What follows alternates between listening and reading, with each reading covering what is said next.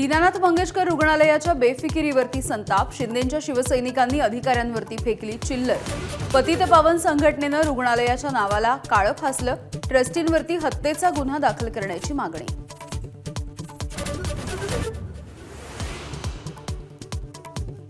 दीनानाथ मंगेशकर रुग्णालयाच्या चौकशीसाठी 4 सदस्यीय समिती स्थापन.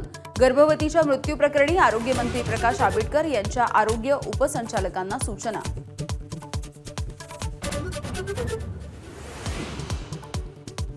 शिवाजी महाराजांचा अवमान करणाऱ्यांच्या विरोधामध्ये कायदा होणार. गृहमंत्री शहांच्या उपस्थितीमध्ये रायगडावरती मुख्यमंत्री घोषणा करणार.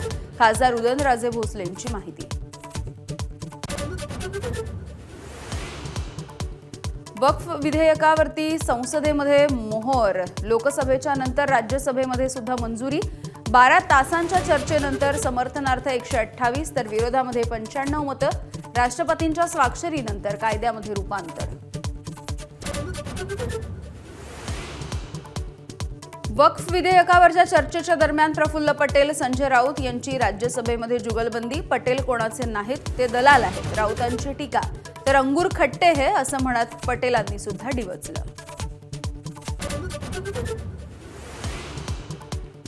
गृहराज्यमंत्री योगेश कदम यांनी घेतली देशमुख कुटुंबाची मस्साजोग इथे भेट. हत्या प्रकरणाच्या तपासावरती चर्चा.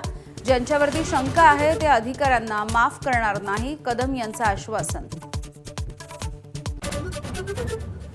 राज ठाकरेंनी राजकीय स्टंटबाजीसाठी बँकांचा वापर करू नये, अन्यथा रस्त्यावरती उतरू. देविदास तुळजापूरकर यांचा इशारा. तर मराठीच्या आग्रहासाठी कायदा हातात घेतल्यास कारवाई, मुख्यमंत्र्यांची ताकीद.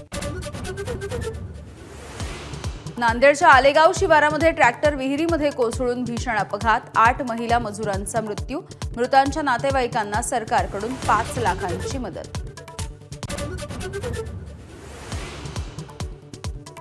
प्राध्यापक आनंद तेलतुंबडे यांना परदेशामध्ये जाऊ देण्यासाठी एनआयएचा विरोध. देशविरोधी कारवायांमध्ये तेलतुंबडेंचा सहभाग. परदेशामध्ये गेल्यास तेलतुंबडे परत येण्याची शक्यता कमी, एनआयएचा दावा. पुण्यासह रायगड, सातारा, महाबळेश्वरमध्ये अवकाळीचा तडाखा. वादळी वाऱ्यासह मुसळधार पावसामुळे अनेक ठिकाणी रस्ते गेले पाण्याखाली. तर आंबा, हळद, कांदा याचं मोठं नुकसान.